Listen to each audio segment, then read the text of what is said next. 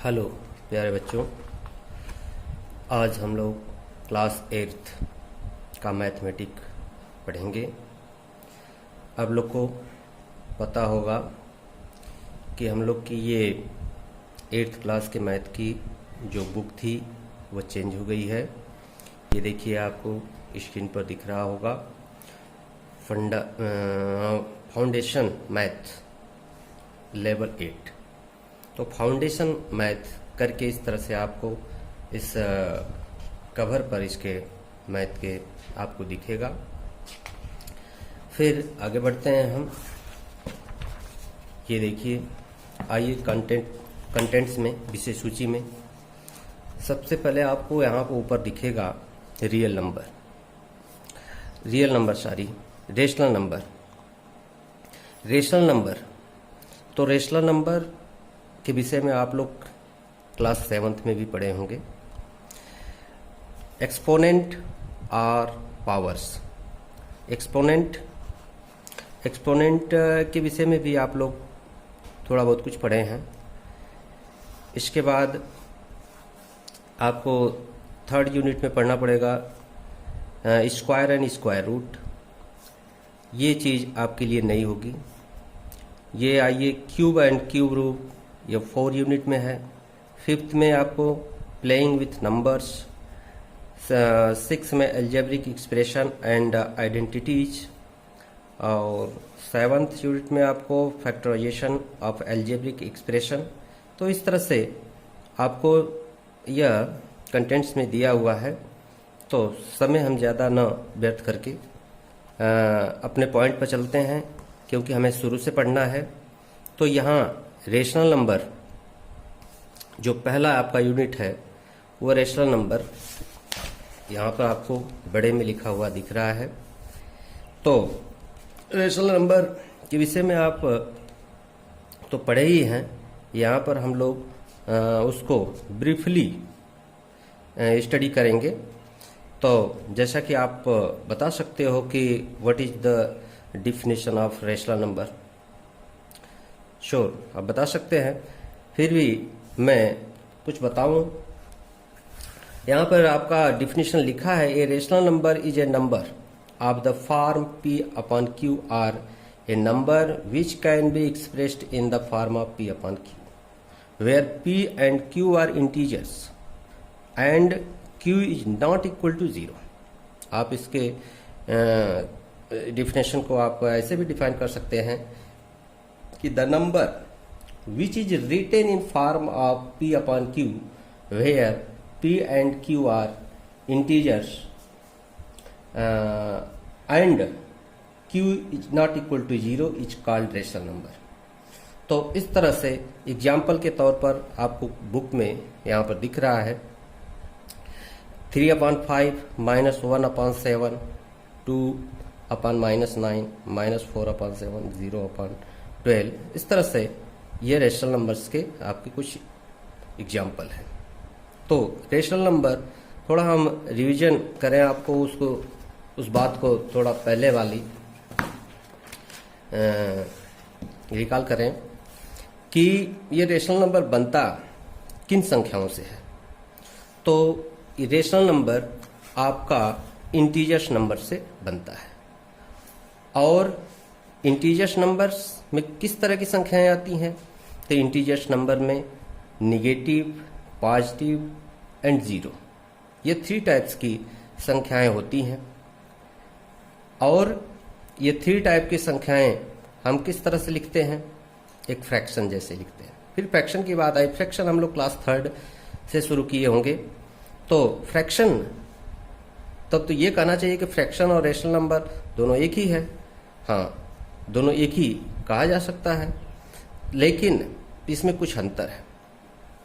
जैसा कि हमने बताया होगा आपको कि जो फ्रैक्शन होते हैं वो नेचुरल नंबर से बनते हैं। नेचुरल नंबर में कौन सी संख्याएं आती हैं? नेचुरल नंबर में 1, 2, 3, 4, 5 इस तरह से करके हम जो 1 से शुरू करते हैं, यानी कि स्मॉलेस्ट नेचुरल नंबर इज 1। तो 1 से जो शुरू करके हम लोग अपनी छोटी कक्षाओं में पढ़ा हमने 1 से 100 तक जो काउंटिंग के नाम पर, तो ये कहा जाए कि नेचुरल नंबर जो होता है वो काउंटिंग नंबर ही होता है। तो जो फ्रैक्शन होता है वह नेचुरल नंबर से बनता है। तो फ्रैक्शन में क्या होता है, न्यूमरेटर और डिनोमिनेटर।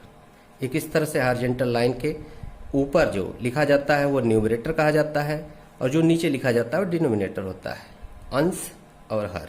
तो इस तरह से इसमें अंश और हर के रूप में जो संख्याएं का यह व्यवस्था है, लिखा हुआ है, इसको हम फ्रैक्शन कहते हैं। तो फ्रैक्शन में अंश हर में नेचुरल नंबर की जो संख्याएं होती हैं वो पार्टिसिपेट करती हैं। लेकिन इसी तरह से अंश हर में रेशनल नंबर की संख्या भी लिखी जाती है, लेकिन इसमें नेचुरल नंबर की संख्याएं तो होती ही है। और ये होल नंबर क्या होता है, तो होल नंबर नेचुरल नंबर में 0 और शामिल कर लिया जाता है तो होल नंबर बन जाता है। तो यदि कोई कहे कि which is the smallest whole number, तो आप बोलेंगे 0। तो 0, 1, 2, 3 ऐसे करके जब हम या इन्फिनिट तक जाते हैं तो वह संख्याएं जो प्राप्त होती हैं उसको होल नंबर कहते हैं। होल नंबर के साथ आपको ये निगेटिव नंबर -1, -2, -3 इस तरह से करके और होल नंबर के साथ उसमें इंक्लूड कर लेते हैं तो इंटीजर्स नंबर बन जाती है। तो ये कहा जाए कि नेचुरल नंबर और होल नंबर दोनों इंटीजर नंबर्स के सबसेट है, उप समुच्चय में है। तो यह इंटीजर नंबर जिसमें निगेटिव और पॉजिटिव और 0, जैसे आपको पता है 0 न तो निगेटिव होता है न तो पॉजिटिव होता है, तो इस तरह से यह 3 तरह की संख्याएं रेशनल नंबर में शामिल होती हैं। और रेशनल नंबर को भी फ्रैक्शन के समान ही लिखा जाता है, न्यूमरेटर और डिनोमिनेटर। तो इस तरह से यह रेशनल नंबर भी जो फ्रैक्शन के जैसा लिखा जाता है, तो पहला हमने लिख रखा है 0/1, 1/2, -3/4, -7/-9। तो आपको इन दोनों में डिफरेंस इस तरह से है कि इसमें कुछ निगेटिव नंबर भी दिख रहा है, इसमें 0 भी दिख रहा है, लेकिन इसमें निगेटिव नंबर और 0 नहीं दिख रहा है। तो इसका अर्थ तो होता है कि फ्रैक्शन में केवल नेचुरल नंबर की संख्याएं होती हैं और रेशनल नंबर में इंटीजर्स नंबर की संख्याएं होती हैं। तो यही इसमें मूल डिफरेंस है दोनों में। अब आपको एक्सरसाइज में पॉजिटिव रेशनल नंबर और निगेटिव रेशनल नंबर का भी जिक्र आएगा। तो पॉजिटिव रेशनल नंबर और निगेटिव रेशनल नंबर क्या होते हैं? फ्रैक्शन में ऐसा नहीं होता है, फ्रैक्शन में सब पॉजिटिव होते हैं, तो इसमें पॉजिटिव और निगेटिव फ्रैक्शन की बात नहीं होती है। यह पॉजिटिव और निगेटिव रेशनल नंबर में बात आती है। तो पॉजिटिव रेशनल नंबर किसे कहते हैं ये बात आती है। तो आप यदि आपके पास बुक होगा तो यहाँ पर दिखाया होगा, तो डिफिनीशन भी इसमें से आप पढ़ सकते हैं। तो पॉजिटिव रेशनल नंबर कौन होते हैं? पॉजिटिव रेशनल नंबर्स वह रेशनल नंबर होते हैं जिनके न्यूमरेटर और डिनोमिनेटर दोनों या तो पॉजिटिव हो या तो दोनों निगेटिव हो। देखिए यहाँ पर 5/7 दोनों पॉजिटिव है, और यहाँ पर -2/-3 ये दोनों निगेटिव है, न्यूमरेटर डिनोमिनेटर दोनों निगेटिव है। तो इस तरह से पॉजिटिव रेशनल नंबर होने के लिए उस रेशनल नंबर के न्यूमरेटर और डिनोमिनेटर को दोनों को या तो पॉजिटिव होना चाहिए या तो निगेटिव होना चाहिए। तो इस तरह से यह पॉजिटिव रेशनल नंबर हो जाएंगे। तो अब बात आती है निगेटिव रेशनल नंबर। तो निगेटिव रेशनल नंबर में जो न्यूमरेटर डिनोमिनेटर होता है उसमें से कोई एक निगेटिव होना चाहिए, यानी कोई एक को होना चाहिए, यानी एक निगेटिव होगा तो एक पॉजिटिव होगा। तो निगेटिव रेशनल नंबर वे रेशनल नंबर्स होते हैं जिनके न्यूमरेटर और डिनोमिनेटर में से कोई एक निगेटिव होता है, तो ये निगेटिव रेशनल नंबर्स कहलाते हैं। अब आइए absolute value of rational number आपके बुक में यहाँ पर लिखा हुआ है, ये क्या होता है? क्योंकि एक्सरसाइज में ये आपको एब्सोल्यूट वैल्यू किसी रेशनल नंबर का लिखने को आ जाएगा। तो absolute value of rational number ये क्या होता है? तो रेशनल नंबर का एब्सोल्यूट वैल्यू वह मान होता है जो कि बिना चिन्ह को रिगार्ड किए हम प्राप्त करते हैं। तो ऐसे इसका हिंदी हम जानते हैं कि एब्सोल्यूट का मतलब निरपेक्ष, निरपेक्ष का मतलब किसी के पक्ष से नहीं, किसी के पक्ष का मतलब नहीं ये होता है कि जैसे माइनस या प्लस, चिन्ह की जब भी बात आती है तो माइनस या प्लस की बात हम लोग करते हैं। चिन्ह का कभी भी इसमें हम संख्या के चिन्ह की बात करें तो केवल माइनस और प्लस समझा करें आप, वो डिवीजन का साइन और मल्टीप्लिकेशन का साइन की बात मत समझा करें। तो इस तरह से absolute value of rational number क्या होता है, तो यदि कोई रेशनल नंबर्स आपके सामने हैं और जैसे यहाँ पर हमने लिख रखा है पहले से कि absolute value of rational number एक परिमेय संख्या का निरपेक्ष मान क्या होता है, तो किसी रेशनल नंबर का एब्सोल्यूट वैल्यू वह मान होता है जो केवल अंकिक मान व्यक्त करता है। जैसे एब्सोल्यूट वैल्यू ऑफ 1/5 बराबर मॉडुलस 1/5। अब यहाँ पर आप थोड़ा सा वो पूछेंगे ये मॉडुलस क्या है। मॉडुलस ये जो वर्टिकल दो लाइन खींचे हुए हैं इनको मॉडुलस कहा जाता है और हिंदी में मापांक कहा जाता है। तो यदि एब्सोल्यूट वैल्यू ऑफ 1/5 इतने बड़े वर्ड्स न लिखें, केवल सांकेतिक भाषा में लिखना चाहें तो हम इसको मॉडुलस 1/5 लिख सकते हैं। ये दोनों का बात एक ही है। तो इस तरह से एब्सोल्यूट वैल्यू ऑफ 1/5 होगा 1/5। तो यदि यहाँ पर आपका चिन्ह भी लगा रहे प्लस, तो हम बिना चिन्ह का यहाँ पर लिखेंगे 1/5, केवल अंकिक मान लिखेंगे, चिन्ह को नहीं ध्यान देते हुए यहाँ पर लिखा जाता है। यदि फिर हम कहें एब्सोल्यूट वैल्यू ऑफ -1/5 क्या होगा, तो इसको हम ऐसे भी लिख सकते हैं मॉडुलस -1/5, इसका वैल्यू आएगा 1/5। थोड़ा इंटीजर नंबर पर इसको समझ लेते हैं। आपको क्लास 6 में ऐसे नंबर्स लाइन पढ़ाए गए होंगे। तो नंबर्स लाइंस क्या होता है, तो एक लाइन पर हम इस तरह से समान दूरी के ऐसे ऐसे मार्क कर लेते हैं। यदि इसको एक मार्क को हम 1 सेंटीमीटर समझें तो चलो इसी तरह समझ लिया जाए। तो 1 सेंटीमीटर पर इस तरह से हमने मार्किंग कर लिया। अब इसमें से कोई एक जगह पर 0 मान लेते हैं, फिर ऐसे दूसरे वाले मार्क पर हम +1, यानी 0 के राइट साइड में हर एक मार्क को क्रम से हम इस तरह से +1 +2 +3 ऐसे मानते जा सकते हैं इन्फिनिट तक। और इसी तरह से 0 के बाएं साइड में -1 -2 -3 -4 इस तरह से इन्फिनाइट तक इसको हम मान सकते हैं। तो इसमें हमें समझना केवल इतना ही है कि ये एब्सोल्यूट वैल्यू क्या होता है। तो ये तो इंटीजर नंबर्स है। तो इसमें आप 0 से बाएं तरफ चलते हैं 2 यूनिट, -1 -2, तो कितना यूनिट चले, 2 यूनिट चले। तो 2 यूनिट चले तो बस वही 2 यूनिट केवल जो अंकिक मान है 2 यानी कि 2, यह -2 का क्या कहलाएगा, एब्सोल्यूट वैल्यू कहलाएगा। जैसा कि यहाँ पर लिखा है -1/5, ये तो रेशनल नंबर है, यहाँ इंटीजर की बात हो रही है। तो जो इंटीजर पर बात लागू होती है वही बात यह रेशनल नंबर पे भी लागू होती है। हमें थोड़ा हम चाहें तो इस तरह से भी समझ सकते हैं, यदि हमें -2 से यहाँ +3 तक का एब्सोल्यूट वैल्यू हमको देखना है कितना होगा, तो हमको क्या करना पड़ेगा, 0 के बाएं तरफ -2 ये जो इंटीजर का हमको एब्सोल्यूट वैल्यू लेना पड़ेगा, या मॉडुलस इसको -2 कर लें। फिर प्लस, अब 0 के राइट साइड में पहुंचेंगे तो 1 यूनिट 2 3 यूनिट इसको शामिल कर लेते हैं। तो इस तरह से +3 का एब्सोल्यूट वैल्यू दोनों का निकाल करके हमको क्या करना पड़ेगा, ऐड करना पड़ेगा। तो इस तरह से -2 का एब्सोल्यूट वैल्यू आ गया 2 और +3 का एब्सोल्यूट वैल्यू 3, ये साइन प्लस का तो बीच में रहेगा। तो यहाँ पर इस तरह से अब ये जाहिर हो रहा है कि 2 + 3 का मतलब कि 2 और 3 को दोनों को जोड़ना है, दोनों को जोड़ेंगे तो 5 हुआ। तो -2 से 3 तक +3 तक कुल कितना मान होगा, या कुल कहा जाएगा कितना यूनिट बीच की दूरी है, तो 1 2 3 4 5 यूनिट। तो इस तरह से हमको यहाँ पर जो प्राप्त हुआ है वो केवल अंकिक मान 5 जो मिला है वह ये दो इंटीजर्स -2 और +3 का मॉडुलस -2 प्लस मॉडुलस +3 का यह योगफल या एडिशन होगा।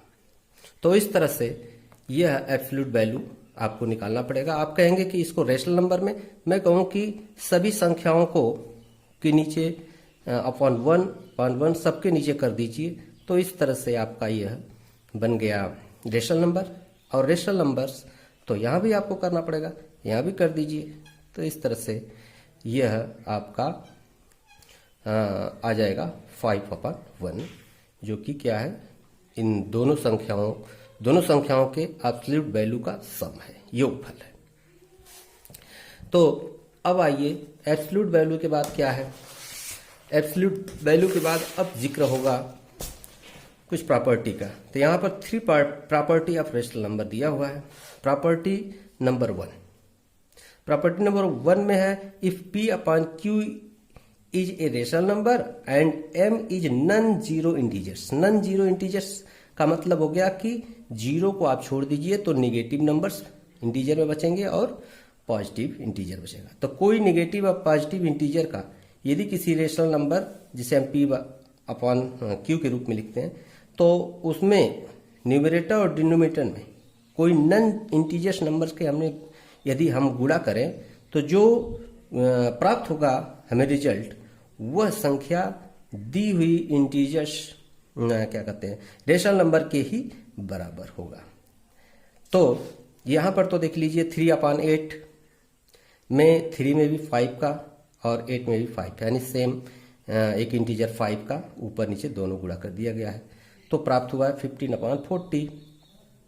तो यह 3/8 में ऊपर नीचे यानी न्यूमरेटर डिनोमिनेटर में गुणा करने के बाद हमको 15/40 प्राप्त हुआ। और ये 3/8 के ही बराबर 15/40 होगा। तो यहाँ ये भी बताते चले हम कि यह 3/8 का जो 15/40 प्राप्त हुआ है वह क्या है।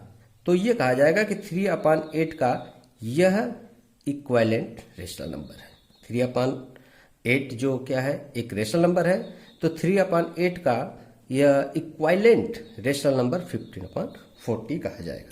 तो यहाँ पर हमने पॉजिटिव नंबर्स का गुणा किया है। आप चाहें तो उस निगेटिव का भी कर सकते हैं, क्योंकि नॉन जीरो की बात किया है, केवल नॉन जीरो होना, जो नॉन जीरो ये संख्याएं जो गुणा की जाने वाली है वो होनी चाहिए, जीरो नहीं होने चाहिए। यहाँ पर देख लीजिए, यहाँ -6/11 में -1 का ऊपर नीचे गुणा कर दिया, यानी कि निगेटिव इंटीजर का गुणा करके यहाँ पर +6/11 प्राप्त किया गया है। तो -6/11 का इक्विवेलेंट, देखिए इक्विवेलेंट रेशनल नंबर की बात यहाँ पर किया है। तो इक्विवेलेंट रेशनल नंबर यह जो प्राप्त करके किया गया है, गुणा करने के बाद प्राप्त किया गया है, तो वह -6/11 का यह इक्विवेलेंट होगा 6/11। तो ये दोनों आपस में बराबर है। तो ये हो गया आपका प्रॉपर्टी नंबर 1 कि किसी रेशनल नंबर के न्यूमरेटर और डिनोमिनेटर में कोई सेम संख्या का कोई सेम इंटीजर्स का गुणा करके जो जीरो नहीं है, जो संख्या प्राप्त होगी वह मूल संख्या के बराबर ही होगी। तो यहाँ गुणा करने की बात है। प्रॉपर्टी नंबर 2 में भाग देने की बात कहा है। तो उसी तरह से हम यहाँ भी कर सकते हैं कि P/Q यदि रेशनल नंबर है, उसमें किसी एक सेम नॉन जीरो इंटीजर से न्यूमरेटर और डिनोमिनेटर दोनों में भाग दिया जाए। भाग देने के बाद जो रेशनल नंबर प्राप्त होगी वो मूल रेशनल नंबर के ही बराबर होगी, यानी कि मूल रेशनल नंबर के इक्विवेलेंट होगी। तो ये भाग या गुणा करके जो संख्याएं प्राप्त होती हैं वो मूल के रेशनल नंबर के बराबर ही होती है, जैसा कि आप इसको जानते होंगे। तो जो बराबर होती है, इस तरह से कहा जाए कि क्या कोई एक संख्या से ही गुणा, जैसे -1 से गुणा किया तो केवल -1 से ऊपर नीचे गुणा किया जा सकता है? नहीं, कोई भी इंटीजर से आप गुणा करके जो संख्या प्राप्त करेंगे वो मूल संख्या का इक्विवेलेंट या बराबर कहा जाए कि उसी के बराबर होता है। उसका स्मॉलेस्ट फॉर्म आपका करेंगे, दोनों संख्याओं का आप स्मॉलेस्ट फॉर्म करेंगे तो दोनों सेम दिखेगा। तो ये बात हो गई प्रॉपर्टी नंबर 2 की।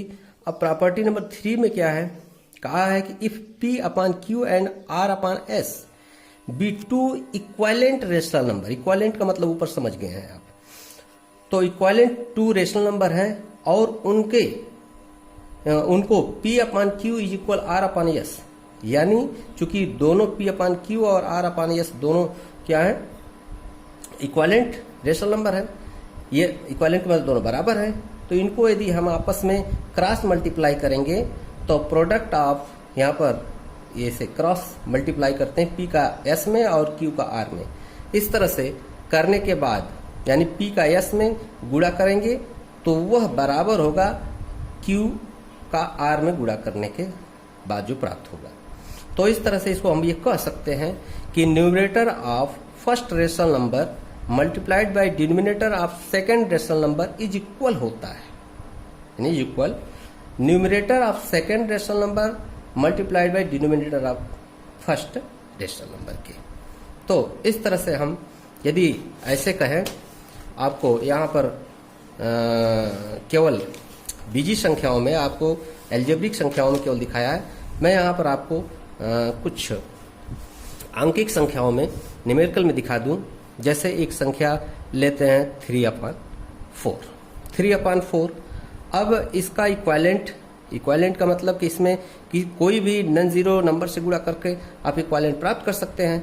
मान लीजिए हम 2 का गुणा करके प्राप्त करते हैं, तो 2 का ऊपर गुणा करते हैं तो 6, और यहाँ पर उसी संख्या से गुणा करने में तो 4 में 2 का गुणा करेंगे तो हो जाएगा 8।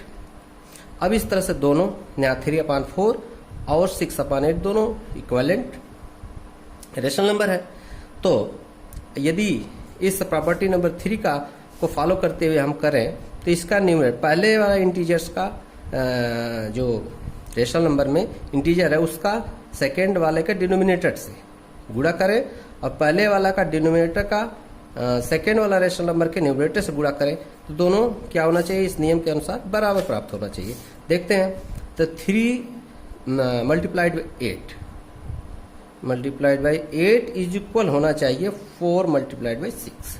तो 3 4 जा 24, और ये हो गया 6 4 जा 24। तो इस तरह से दोनों हम देखते हैं, 24 लेफ्ट साइड में भी आ गया और 24 राइट साइड में भी आ गया। तो इस तरह से ये प्रॉपर्टी नंबर 3 था। तो यही बात आपको इसमें आएगा। इतनी पॉइंट है, और ये पॉइंट हमको लगता है आप लोग पढ़े होंगे। तो मैं अब एक्सरसाइज पे चलूंगा। एक्सरसाइज इसी पर आधारित है। तो एक्सरसाइज का मैं चाहूँगा, मैं फोटो आपको खींच कर भेज दूंगा व्हाट्सएप पर, आप इसे हल करिएगा, और कहीं इसमें आपको कोई दिक्कत आएगी तो आप फ़ोन से पूछ लीजिएगा।